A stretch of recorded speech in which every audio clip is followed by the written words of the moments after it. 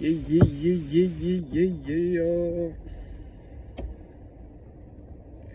Coming to the presence.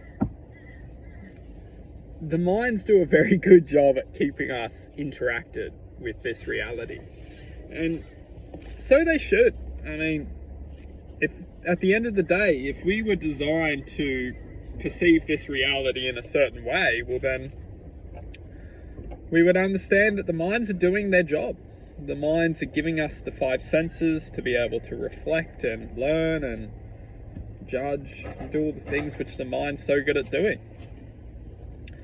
But what we have the choice of doing is separating from this mind or this thought and actually starting to join a connection with our higher self. And this higher self is the quantum mechanics of our truth. Everyone's truth is unique, and no one can tell us how we should connect or how we can connect, because it's unique for everyone. But when we do start to connect, we start to form and understand a greater shift within our existence. We start to shift towards the expression of love, positivity, happiness. And we most importantly become aware of what's taking that away from us. What's taking away from our love? What's giving us the thoughts of deception? What's making us angry? What's making us frustrated? What's making us weak?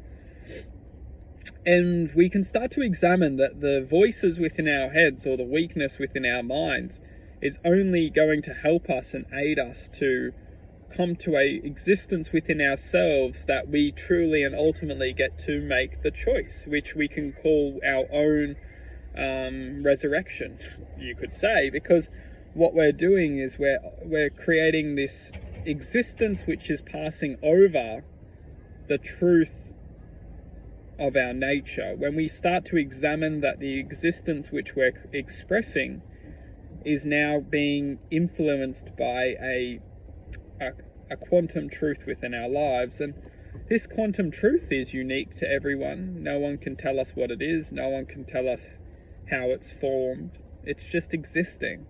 And when we start to connect with that existence, we start to express in a certain way, which will ultimately create a field of contentment.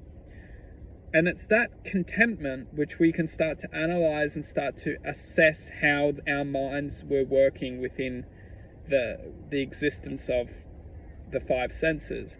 The minds are very manipulative to understanding certain paths that will ultimately create dead ends. And it's the dead end which is understanding that the path which we were walking is now a choice, as the choice we're making truly acknowledges that the path we're walking isn't founded on love and positivity and happiness. It's founded on corruption, deception, and infliction to a false nature other than our true nature, which is ultimately love and acceptance.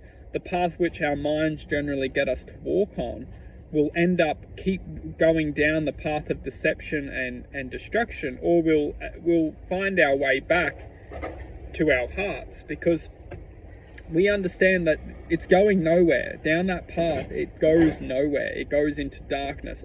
It may go into experiences and pleasures and experiences and pleasures, but ultimately those experiences and pleasures don't lead into a life of love unless we choose to come back.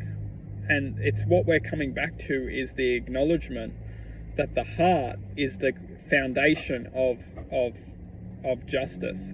So if we want to start serving justice to ourselves, we need to relocate the heart's code, aura, frequency, bond, whatever we want to call it.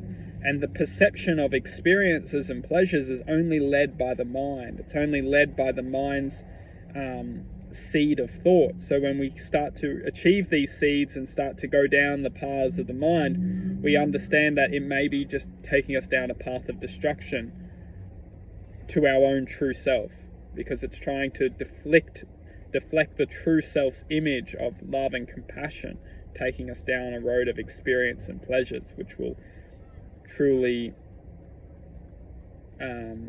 decide our reality.